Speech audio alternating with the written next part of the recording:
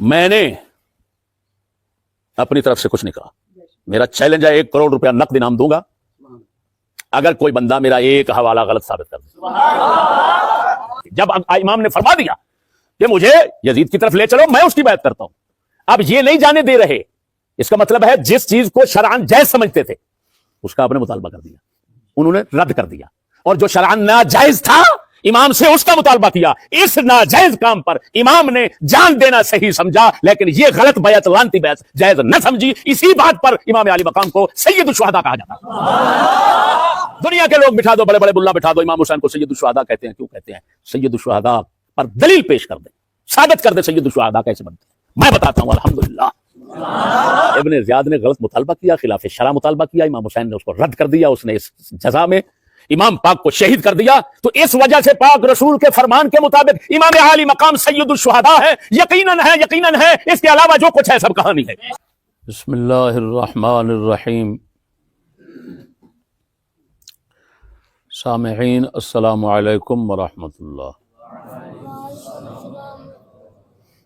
اس وقت کا مسئلہ یزید کے حوالے سے آخری موضوع ہے امام عالی مقام کا کربلا میں یزید کو امیر المومنین فرمانا اور بیعت کرنے کا فرمانا. شیعہ مجتہدین علماء کی کتابوں سے 2 صدی سے 14ویں صدی تک آپ کو شیعہ علماء اکابرین شیعہ کی کتابوں سے مخصوص اصل عبارت یہ دکھائی جا رہی ہے، تو وہ آپ مشاہدے میں کریں گے. میں 2 صدی سے شروع کروں گا، کتابوں کے نام بتاتا چلوں گا، اور جو مشترکہ اتفاقی عبارت ہے، جس عبارت میں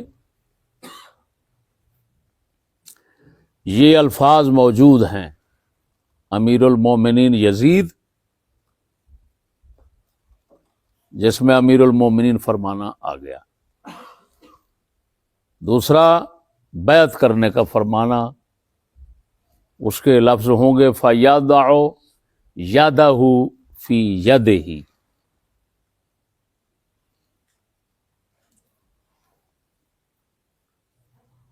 تو جو اتفاقی مشترکہ عبارت ہوگی نا سب کی، وہ آخر میں اس کی وضاحت کر دوں گا. پہلے میں ترتیب کے ساتھ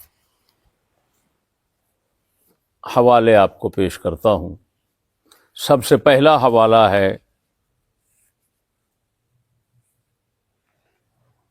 ابو مخنف لوط بن یحییٰ غامدی کا. یہ 2 صدی کا بندہ، 170 میں اس کی وفات ہے. کربلا شریف کے قصے پر کتاب اس نے بنائی ہے، سب سے پہلے کتاب ابو مخنف نے بنائی ہے. اس موضوع پر سب سے پہلی کتاب ابو مخنف شیعہ کی ہے. سنی کسی کی کتاب اس صدی میں نہیں لکھی گئی. بعد والوں نے، سنیوں میں سے بعد والوں نے لکھا ہے.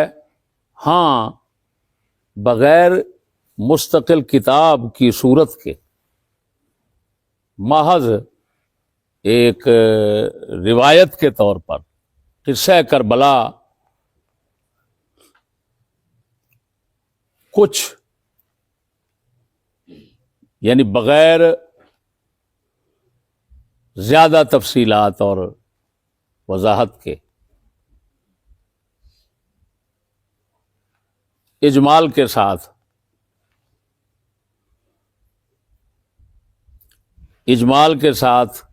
قدر تفصیل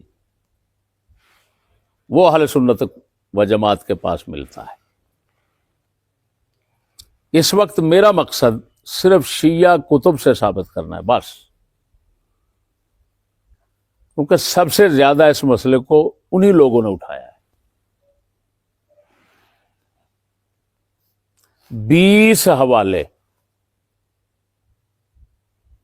دوسری صدی سے لے کر 14ویں تک 20 حوالے شیعہ مذہب کی ان کتابوں کے پیش کروں گا جن پر روئے زمین کے شیعہ متفق ہیں.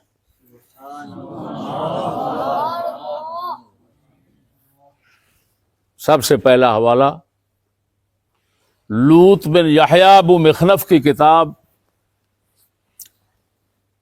مقتل. اس کے 2 نسخے میرے پاس ہیں. ایک مشہور نسخہ ہے بغیر تحقیق کے ایران کا، دوسرا ایک نیا نسخہ تحقیق کے ساتھ چھپا ہے حسن غفاری کی تحقیق کے ساتھ، وہ بھی ایران سے. یہ دونوں نسخے نیٹ پر پڑے ہیں، آپ دیکھ سکتے. اس کے بعد الارشاد، یہ دوسرا نمبر ہے، شیخ مفید کی. یہ آپ دیکھ رہے ہیں شیخ مفید بغداد کا، ان کا بہت بڑا محدث تھا، امام تھا، مجتہد تھا. الارشاد اس شخص کی وفات ہے 413 ہجری میں. آگے آ گیا تجارب الامم، تیسرا نمبر، ابن مسکویہ، اس کی وفات ہے 421 میں. آگے چوتھا نمبر ہے روضۃ الواعظین و بصیرۃ المتعظین، محمد بن فتال نیشاپوری، اس کی وفات ہے 508 میں. اعلام الورا، ابو علی الفاضل الحسن طبرسی، مجمع البیان جس کی تفسیر دنیا میں مشہور ہے، یہ 6 صدی کا بندہ ہے. مثیر الاحزان، 6 نمبر، مثیر الاحزان، جعفر بن محمد ابن نما حلی، ابن مطہر حلی کا شیخ، اس کی وفات ہے 680 میں. معالی السبطین، محمد مہدی یا محمد صالح بن احمد سروری مازندرانی اصفہانی، تقی مجلسی، جو کہ باقر مجلسی کا والد تھا، یہ اس کا شاگرد ہے. اس کی وفات ہے 1086 میں. 9واں نمبر ہے العوالم، یوسف بحرانی، صاحب حدائق کی کتاب ہے، اس کی وفات ہے 1186 میں. 10واں نمبر ہے الدمعۃ الساکبہ،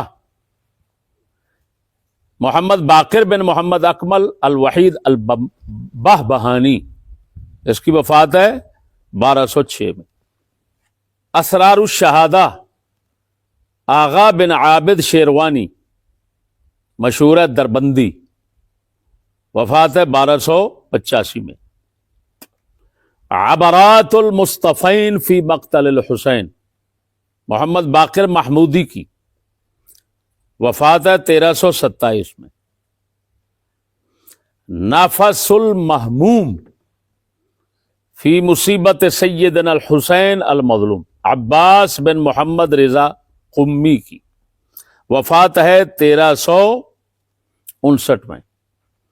الامام الحسین و صحابہ، فضل علی القزوینی کی کتاب ہے، وفات ہے 1367 میں. 15 نمبر اعیان الشیعہ، 10 جلدوں کی کتاب ہے، سید محسن امین کی، سید محسن امین عاملی، 1371 میں. یہ سید ہے. مقتل الحسین عبد الرزاق المقرم کی، خواف 2 نقطے کے ساتھ، یہ عراق کا تھا، یہ میرے ہاتھ میں ہے. وفات ہے 1391 میں. لواعج الاشجان فی مقتل الحسین، اسی سید محسن امین عاملی کی. تاریخ و امام حسین، یہ 24 جلدوں کی کتاب ہے. اس سے یہ حوالے میں نے نکالے ہیں، اور پھر نیٹ سے دیکھا ہے. کتابیں آپ کے سامنے آ رہی ہیں، آپ دیکھ رہے ہیں، ہر حوالے کی تصویر اس میں موجود ہے. تو یہ تاریخ امام حسین جلد دوم صفحہ 809، یہ ایران سے چھپ کر آئی ہے. اس کے اندر سنی شیعہ سب کتابوں کے، سنی اور شیعہ دونوں کے حوالے موجود ہیں، نام موجود ہیں، صفحے جلد وغیرہ سب بتایا گیا ہے. اس میں ایران سے آئی ہے. ان پر جو مزید اضافے کیے ہیں، ناسخ التواریخ جلد 6 جز 2 مرزا محمد تقی سپاہر کی،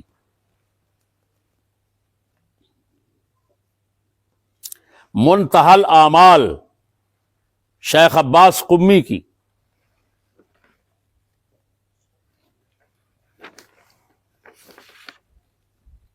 تو حضرات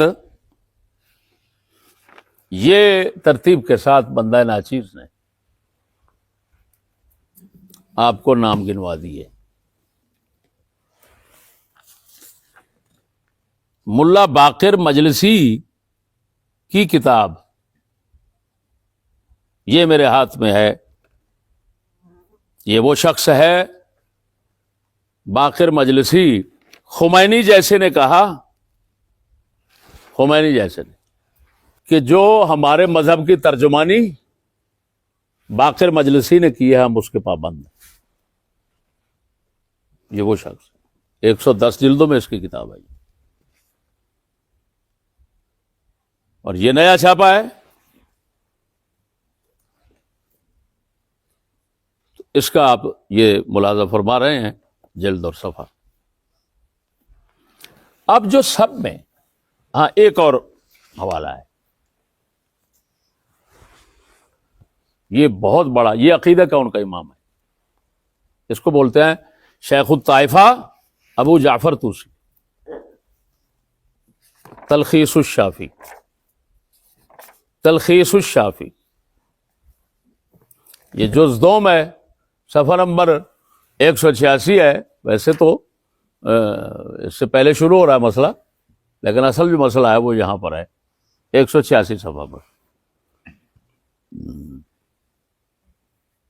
اب جو سب کی عبارت ہے نا، جو سارے نقل کر رہے ہیں اتفاق کے ساتھ، وہ عبارت پڑھتا ہوں اور اس کا انشاءاللہ سادہ مطلب آپ کو سمجھا دیتا ہوں. جس سے میں پڑھنے لگا ہوں، ایک تو الارشاد ہے، اس کی پڑھوں گا، یہ عربی ہوگی. دوسری منتہی الاعمال ہے عباس قمی کی، یہ ان کا ثقۃ المحدثین بنتا ہے، بہت پرانا بنتا ہے. اس میں ہوگی فارسی، تو فارسیوں کے لیے فارسی پڑھ دوں گا، عربیوں کے لیے عربی پڑھ دوں گا، اور اردو خانوں کے لیے سادہ الفاظ میں انشاءاللہ اس کا مطلب سمجھا دوں گا. عبارت یہ ہے، جو عبارت پیش کرنے لگا ہوں، جس کا مطلب، جس کو پڑھنا ہے میں نے، اس کا پس منظر یہ ہے جو پیچھے لکھا ہوا ہے کہ امام عالی مقام جب کربلا شریف میں پہنچتے، ابن زیاد کی فوجیں آتی ہیں، عمر بن ابن سعد جس کو مشہور، عمر بن سعد کی آخری شب کو، آخری رات کو امام عالی مقام کے ساتھ ملاقات ہوتی ہے. امام عالی مقام کے دعوت دینے پر امام صاحب پیغام بھیجتے ہیں کہ میں بیٹھنا چاہتا ہوں آپ کے ساتھ، اگر وقت دیں. ٹھیک ہے، وہ دونوں حضرات بیٹھ گئے. بیٹھ کر جو کچھ ان کے درمیان طے ہوا وہ ابھی آپ کو سنانا چاہتا ہوں. ابن عمر بن سعد نے جو امام عالی مقام نے فرمایا، جو دونوں کے درمیان معاہدہ ہوا، بات چیت ہوئی، وہ لکھا عمر ابن سعد نے اور ابن زیاد کو بھیج دیا. وہ کیا لکھا ہے؟ وہ یہ ہے: اما بعد، یہ خط کی عبارت پیش کر رہا ہوں. اما بعد فإن اللہ قد اطفأ النائرة وجمع الكلمة وأصلح أمر الأمة. هذا حسين قد أعطاني عهدا أن يرجع إلى المكان الذي أتى منه أو أن يسير إلى ثغر من الثغور فيكون رجلا من المسلمين له ما لهم وعليه ما عليهم، أو أن يأتي أمير المؤمنين يزيد فيضع يده في يده فيرى فيما بينه وبينه رأيه وفي هذا لكم رضا وللأمة الصلاح. یہ خط جب ابن زیاد کو پہنچتا ہے، وہ پڑھتا ہے، وہ جو کہتا ہے پھر حکم جاری کرتا ہے ابن سعد کے نام، وہ آپ کو سناتا ہوں. فلما قرأ عبید اللہ الکتاب قال هذا كتاب ناصح مشفق على قومه. فقام إليه شمر بن ذي الجوشن فقال تقبل هذا منه وقد نزل بأرضك وإلى جنبك والله لئن رحل من بلادك ولم يضع يده في يدك ليكونن أولى بالقوة ولتكونن أولى بالضعف والعجز فلا تعطه هذه المنزلة فإنها من الوهن ولكن لينزل على حكمك هو وأصحابه فإن عاقبت فأنت أولى بالعقوبة وإن عفوت كان ذلك لك. قال له ابن زياد نعم ما رأيت الرأي رأيك.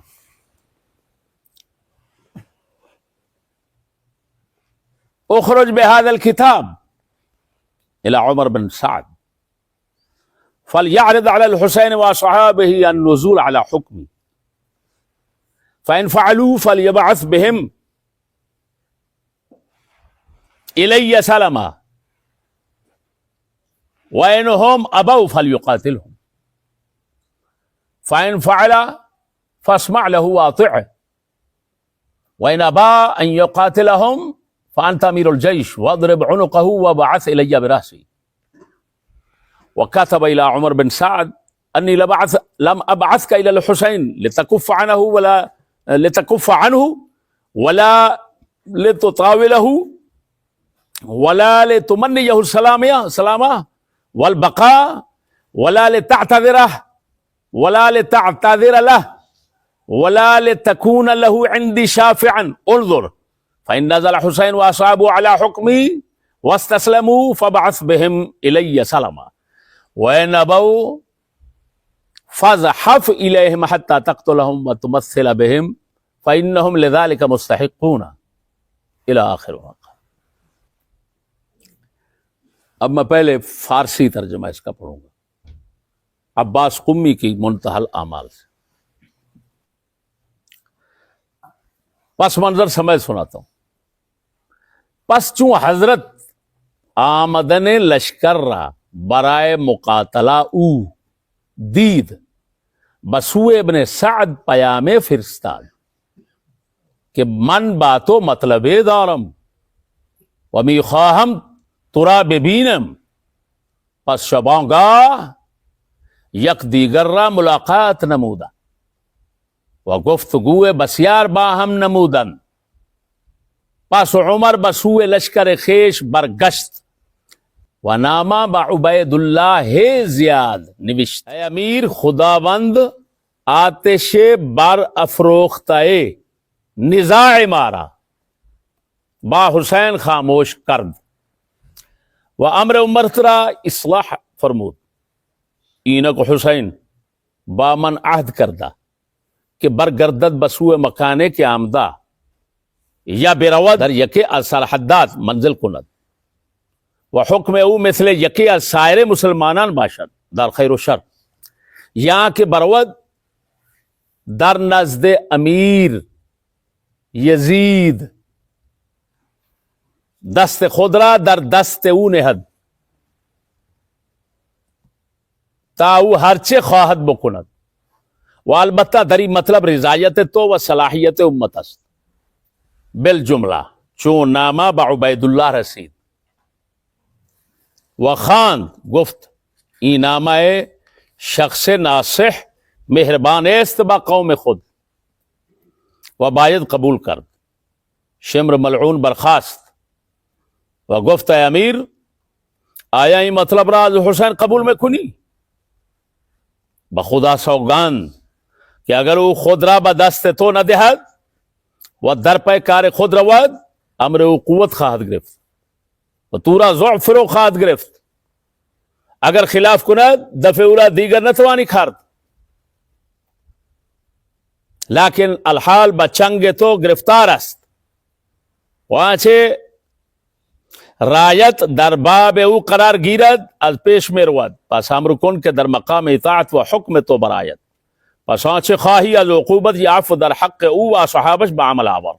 ابن زیاد حرف او را پسندید و گفت: نامه می نویسم در این باب با عمر بن سعد و با تو آن را روانه می کنم و باید ابن سعد آن را بر حسین و صحابش عرض نماید. اگر قبول اطاعت من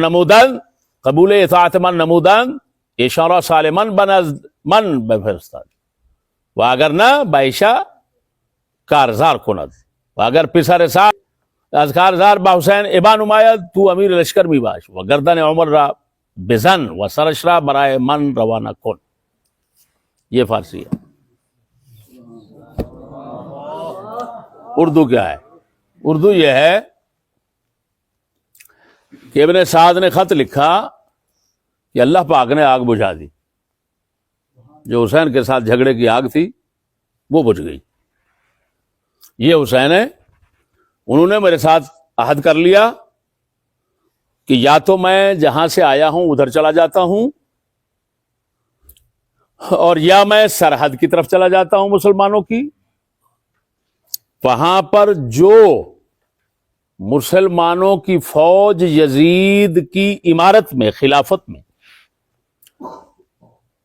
وہاں کام کر رہی ہے، جو ان کے حقوق ہوں گے وہ میرے حقوق ہوں گے، جو ان کے فرائض ہیں خلیفہ کی طرف سے وہی میرے اوپر فرائض ہوں گے، میں قبول کروں گا. یا پھر مجھے امیر المومنین یزید کی طرف لے چلو، میں ہاتھ پر ہاتھ رکھ دیتا ہوں، بیعت کر دیتا ہوں. یہ تین باتیں حسین نے کی ہیں. اس میں تمہارے لیے اے ابن زیاد، عمر بن سعد نے لکھا، تمہارے لیے خوشنودی ہے اور امت کی اس میں بہتری ہے. عبید اللہ بن زیاد نے کتاب پڑھی، یعنی خط پڑھا، کہنے لگا یہ تو کسی نصیحت والے مہربان امت پر جو ہے نا اس بندے کا یہ خط ہے. اتنا اس نے کہا، شمر اٹھ کر کھڑا ہو گیا. اب یہ سبب بننے لگا امام کی شہادت کا اور ابن زیاد کے اس ظلم کا، اور حقیقت آپ کے سامنے آنے لگی ہے.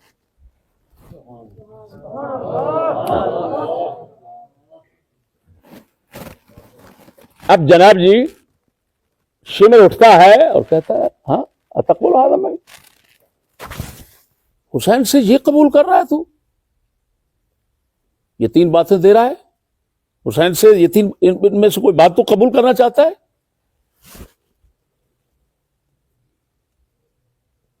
جبکہ وہ تو تیرے پہلو میں آ کر بیٹھ گیا، حسین تو تیرے پہلو میں آ کر بیٹھ گیا.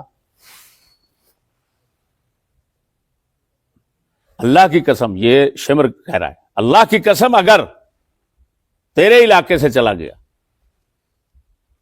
تیری بیعت نہ کی اس نے، اس کی طاقت بن جائے گی. جب طاقت بنے گی تو کمزور ہو جائے گا، اس کی طاقت بن جائے گی، وہ تیری حکومت کا، عراق کی حکومت کا خاتمہ کر دے گا. لہذا تیری بہتری اسی میں ہے، اس کو کہو میری بیعت کر.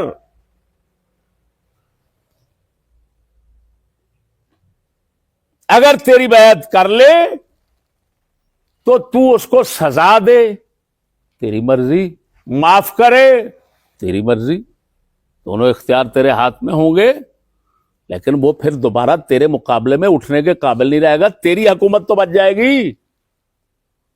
فوراً ابن زیاد کا دماغ بگڑ گیا شمر کی اس شرارت سے، شمر کے اس فتنے سے، شمر کی اس بکواس سے. جب اس کا دماغ بگڑا، اس نے کہا ہاں ٹھیک کہا ہے تم نے. ابن سعد سے کہا یہ میں خط لکھ رہا ہوں، حسین کو میری بیعت کی دعوت دے، کرے تو ٹھیک، ورنہ اس کا سر قلم کر دے اور اس کے ساتھیوں کو مار دے. ایسے ہی خط پہنچا. امام عالی مقام نے فرمایا میں اس کی بیعت نہیں کر سکتا، یہ میرے لیے ذلت ہے، اس کی اجازت قطعاً نہیں بنتی. اب بات سمجھنا، ان کے عقیدے کا امام، شیخ الطائفہ جس کو بولتے ہیں، یعنی روئے زمین کے شیعوں کا اتفاقی امام، شیخ الطائفہ یعنی طائفہ شیعہ، جماعت شیعہ کا متفق علیہ شیخ ابو جعفر طوسی، یہ 5ویں صدی کا بندہ ہے. 4تھی بھی پائی ہے، 5ویں پائی ہے. یہ لکھ رہا ہے، اس کی عبارت بھی سنا دیتا ہوں کیونکہ تھوڑی سی اس کی عبارت مختلف ہے دوسروں سے. یہاں پر یہ لکھا ہوا ہے وقد روی انه علیہ السلام قال لعمر بن سعد اختاروا مني اما الرجوع الى المكان الذي اقبلت منه او ان اضع يدي على يد يزيد فهو ابن عمي يرى في رايه واما ان تسيروا بي الى ثغر من ثغور المسلمين فاكون رجلا من اهله لي ما له وعلى علي ما عليه وان عمر كاتب الى عبيد الله بن زياد بما سال فابى عليه وكاتب بالمناجزه. اب بات سمجھنا، یہاں پر یہ لفظ ہے، امام حسین نے 3 باتیں جو پیش کی، وہاں یہاں پر امیر المومنین کا لفظ نہیں ہے، یہاں پر ایک عجیب لفظ ہے. ادھر لفظ ہے اضع یدی علی ید یزید، میں یزید کی بیعت کرتا ہوں، اس کے ہاتھ پہ ہاتھ رکھتا ہوں. فہو ابن عمی، وہ میرے چچا کا بیٹا ہے. امام حسین فرما رہے ہیں یزید کون ہے؟ افسوس ہے ان لوگوں پر جو حسین کے چچا کو بھونکتے ہیں، جن کو حسین اپنی زبان سے چچا کہہ رہے ہیں. وہ کون ہے؟ حضرت معاویہ ہیں، کیونکہ رشتے میں چچا لگتے ہیں، ان کے واقعتاً چچا لگتے ہیں رشتے میں. تو وہ کہہ رہے ہیں امام حسین ہوا ابن عمی، وہ میرے چچا کا بیٹا ہے. یرا فی یرایا، میرے متعلق جو رائے قائم کرے گا اچھی رائے ہوگی. کیا بات. اب یہ آگے خود لکھتا ہے اللہ اکبر کبیرہ. فلما رأى، یہ شیخ الطائفہ ابو جعفر طوسی لکھ رہا ہے، اس کی عبارت پڑھ رہا ہوں. فلما رأى علیہ السلام، جب امام حسین علیہ السلام نے یہ دیکھا قوم کا اقدام، یعنی کیا مطلب کہ وہ تو یہ باتیں نہیں مان رہے، وہ تو اور بات کر رہے ہیں کہ ابن زیاد کی بات کر رہا ہوں۔ اب آپ نے عالمہ جان لیا انہو ان داخل تحت حکم ابن زیاد، اگر ابن زیاد کی بیعت کرتے ہیں،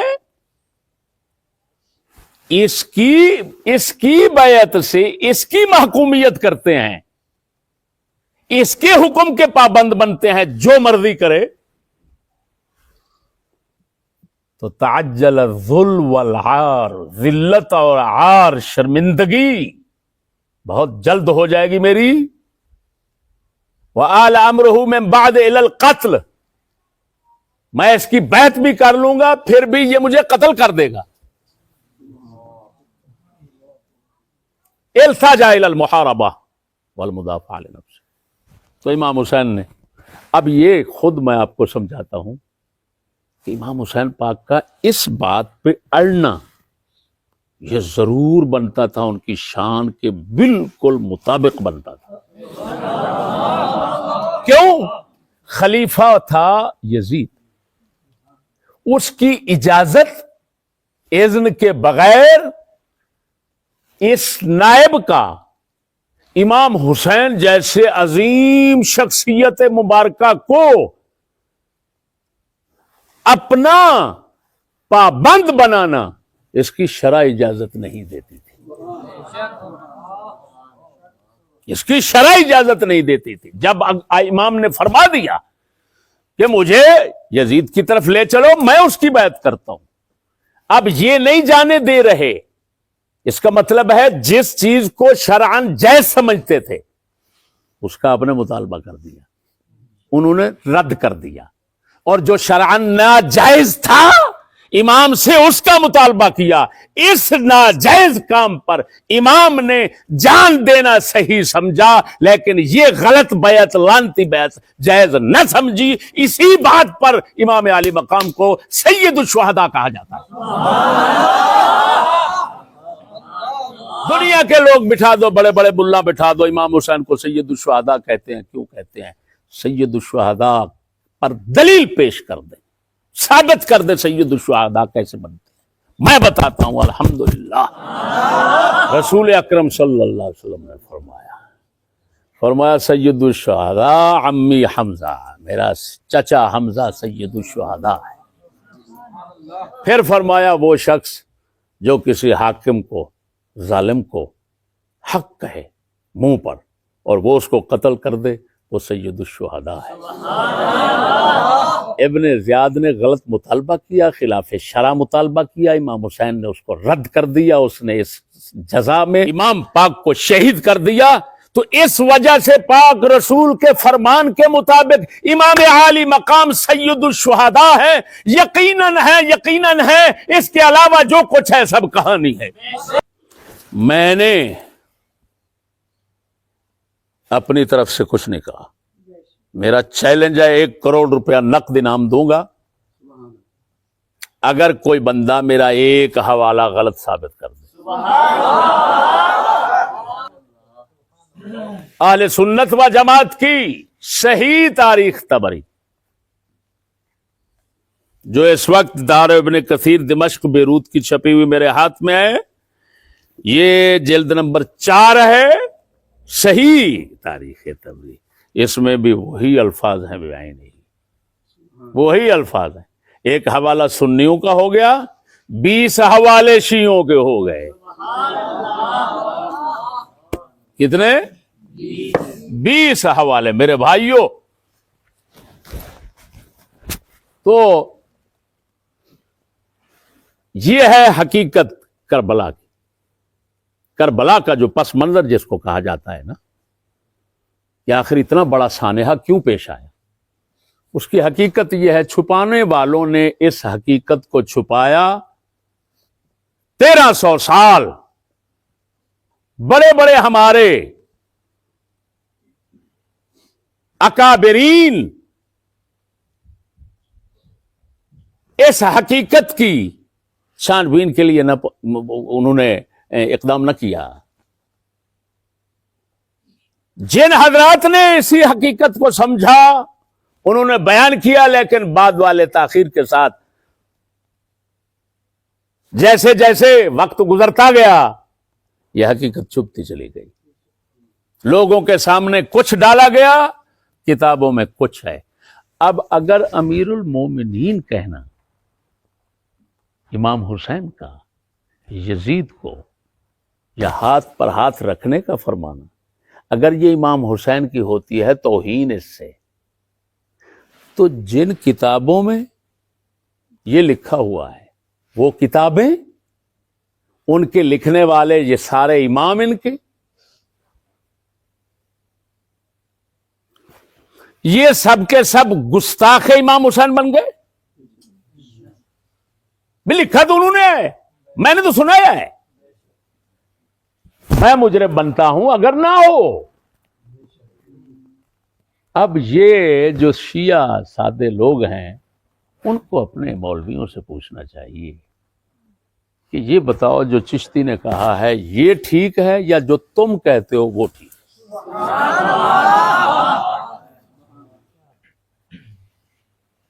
یہاں پر آخری بات بہت ضروری سمجھتا ہوں، یہ منتہی اعمال اور بڑے کئی حضرات نے ان کے، یہ در حقیقت ابو مخنف جو ہمارے تمام ائمہ محدثین کے نزدیک، علماء جرح و تعدیل کے نزدیک بالاتفاق کذاب ہے،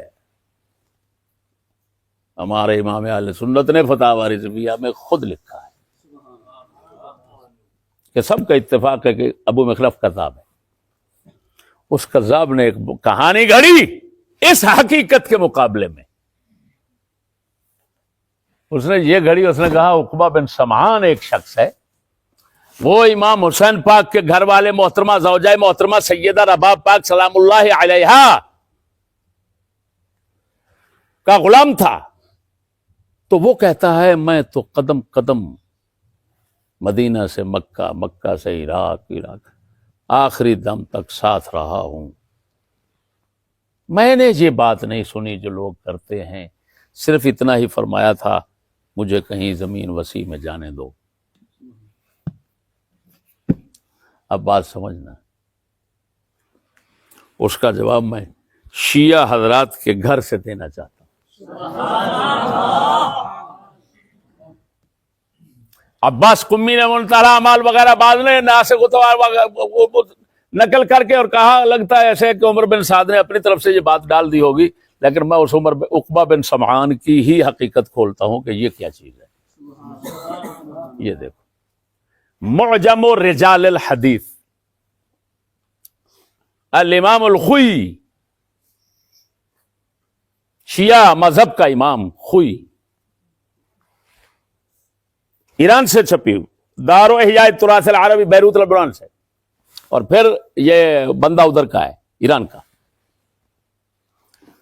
یہ حضرت ان کے جو راوی ہیں نا شیعہ مذہب کے حدیثوں کے راوی، ان حدیثوں کے راویوں پر یہ کتاب ہے، ان کا تعارف ہے اس میں۔ تو اس کی جلد جو ہے نا، جلد نمبر 12، یہ 7736 پر عقبہ بن سمعان کا ذکر ہے۔ جو لکھا ہوا وہ آپ کو سنا دیتا ہوں۔ من اصحاب الحسین علیہ السلام، عقبہ بن سمعان، یہ شیخ طوسی نے لکھا، ابو جعفر طوسی، اس کی کتاب کیا ہے؟ اس کی رجال الطوسی یا رجال الشیخ اس کو بولتے ہیں۔ رجال الشیخ میں اصحاب حسین یعنی امام حسین کے ساتھیوں سے اس کو شمار کیا۔ اب اگلا جو جملہ ہے اس پر ذرا غور کرنا، وَاسْتُشْهِدَ بَيْنَ یدی الحسین علیہ السلام، یہ شخص عقبہ بن سمعان امام حسین کے سامنے شہید ہو گیا، اور یہ منتہی اعمال وغیرہ وغیرہ میں لکھا ہوا ہے۔ وَوَقَعَ التَّسْلِيمُ عَلَيْهِ فِي الزِّيَارَةِ الرَّجَبِيَّةِ۔ اب بات سمجھنا، عقبہ بن سمعان کہاں شہید ہو گیا؟ یہ ان کے مذہب کا سب سے بڑا ٹھیکیدار، وکیل، زعیم شیخ الطائفہ جس کو کہتے ہیں وہ کہہ رہا ہے کہاں شہید ہو گیا؟ امام حسین پاک کے سامنے شہید ہو گیا. واستشہد بین یدی الحسین، حسین پاک کے سامنے. اب بتانا، حسین پاک کے سامنے جب شہید ہو گیا تو بعد میں کسی راوی کو کیسے بتا دیا کہ میں سارا رستہ ساتھ رہا ہوں؟ یہ بات امام حسین نے نہیں کہی، یہ بات اس نے کہاں بتائی؟ مرنے کے بعد کس کو بتائی؟ شہید تو ہو گیا امام حسین کے سامنے. وعن بعض المؤرخین من العامہ، عام مؤرخین، وہ خاص تھا نا کیونکہ وہ تو امام ہے، شیخ الطائفہ تو امام ہے، اس نے تو کہہ دیا کہاں مرا؟ امام حسین کے سامنے مر گیا. لیکن کہتا ہے بعض عام مورخین میں سے کسی نے لکھا ہے کہ انہ فر من المعرکہ ونجا، کہ یہ عاشق مارکے سے امام حسین کے جب جنگ ہو رہی تھی تو دڑکی لگائی اور بھاگ گیا، ونجا، اور نجات پا گیا. اب اس سے بھی پتہ چلتا ہے کہ کتنا بڑا عاشق تھا. امام حسین شہید ہو رہے ہیں اور یہ دڑکی لگا کے بھاگ رہا ہے. وہ ظالم اگر تو ہوتا امام حسین کا تو کہتا اوئے پہلے امام نہیں، پہلے میں، جب تک ہماری جان ہے امام پر کوئی تکلیف نہیں آنے دیں گے. خیر، اس سے آپ کو معلوم ہو گیا کہ یہ ایک فرضی شخص بنایا گیا جس کے متعلق کبھی تو یہ جھوٹ اچل گیا کہ یہ کون ہے؟ شہید ہو گیا کہاں؟ امام حسین کے سامنے. اور کبھی آ گیا نہیں جی امام حسین کے سامنے سے دڑکی لگا کر بھاگ گیا. سمجھ نہیں آ رہی؟ تو معلوم ہوا یہ اسی وجہ سے کسی ان کے بڑے محقق نے اس عقبہ بن سمعان کی کہانی کا اشارہ تک نہیں کیا، ذکر تک نہیں کیا. وہ سمجھتے تھے یہ جھوٹ ہے اور جو میں آپ کو سنا چکا ہوں یہ سچ ہے.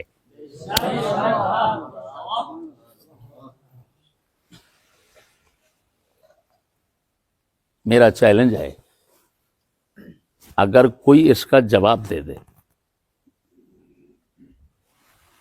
تو بندہ ناچیز رجوع کرے گا، معافی مانگے گا کہ مجھ سے غلطی ہو گئی. اگر جواب نہ بن سکے تو کم از کم اتنا ضرور کرو، خدا سے نہیں ڈرنا تو امام حسین سے تو ڈر جاؤ. ایسی پاک ہستیوں کی جو صحیح اور سچی باتیں ہیں ان کو چھپا کر، جھوٹیوں کو بنا بنا کر لوگوں کے سامنے ڈالنا اور پیسہ کمانا، یہ کسی حسینی کا کام ممکن ہی نہیں ہے، کسی حسینی کا کام نہیں ہے. خلاصہ حقیقت یہ نکلی کہ امام حسین پاک اور کربلا کا ذمہ دار ابن زیاد اور ابن سعد ہیں، یزید نہیں. اس پر شیعہ سنی جو محققین لوگ ہیں وہ سب متفق ہیں. باقی ہواؤں میں باتیں اچھالنے والے ڈالنے والے سمجھ نہیں آ رہی ان کا کیا نام، ان کا کیا تذکرہ کرے. اور اس سے پتہ چل گیا ہے یزید پر جو زمانے میں لعنت ڈلوائی ہے اب ان کا کیا بنے گا. کہ مجرم تو کوئی تھا، بنا کس کو دیا، کیوں دیا؟ کہ اس کی آڑ میں صحابہ کرام پر زبان کھولنے کا موقع ملتا ہے. جو اگر یہ دین غلط ہاتھوں میں چلا گیا تھا تو یزید کے ہاتھوں تک یہ دین کیسے پہنچا؟ اس کا مطلب ہے کہ یزید کے ہاتھوں تک یہ دین پہنچایا گیا. یزید کے ہاتھوں میں دین کس نے پہنچایا تھا؟ یزید کو خلافت کے لیے سلیکٹ اس کے باپ معاویہ نے کیا تھا. معاویہ ابو سفیان کا بیٹا تھا. اب بات اور پیچھے چلی گئی. اب ہم پوچھنا چاہیں گے اس کا مطلب یزید مرضی سے تخت میں نہیں بیٹھا، اسے اس کے باپ نے بٹھایا تھا. اب بتاؤ اسے اس کے باپ کو دمشق میں کس نے بھیجا تھا؟ اس کے باپ کو دمشق کا حاکم کس نے بنایا تھا؟ اس کے باپ پر یہ کرم نوازی کس نے کی تھی؟ تو کہتے ہیں تیسرے خلافت کے دور میں یزید کو پورا دمشق دے دیا گیا تھا، دوسرے خلیفہ نے اس کے نام پہ خط لکھ دیا تھا. اس کا مطلب ہے کہ اسے تیسرے خلیفہ نے بٹھایا تھا. اب بتاؤ تیسرے خلیفہ کا فیصلہ کس کمیٹی نے کیا تھا؟ کہ شورا کمیٹی نے کیا تھا. وہ کمیٹی کس نے بنائی تھی؟ وہ دوسرے نے بنائی تھی. وہ دوسرے کو کس نے بٹھایا تھا؟ وہ پہلے نے بٹھایا تھا. اس کا مطلب صرف یزید ہی مجرم نہیں تھا، جس نے وہ تلوار جو ساری زندگی کفر کے خلاف چلی تھی 25 سال نیام میں کیوں رہی؟ اتنا بڑا جنگجو اور اتنا بڑا بہادر مدینے میں ہو اور خالد بن ولید جیسا ڈاکو لشکر اسلامی کی سرداری کرے، اتنا بڑا فاتح اسلام مدینے میں ہو، اور گنڈے لٹیرے ڈاکو چور اچیرے تلواریں نکال کے اسلام کے علمبردار بن جائیں۔ پڑھوں کردار کے کون کس کردار کا مالک تھا؟ ابو سفیان جیسے کافر کا بیٹا شام کا حاکم بن جائے۔ جو اصل مدعا ہے، اب ابن زیاد کی طرف جاتے ہیں تو صحابہ پر زبان نہیں کھلتی، یہ اصل مسئلہ ہے۔ اللہ جل شانہ ہمیں صدق پر رہنے کی توفیق عطا۔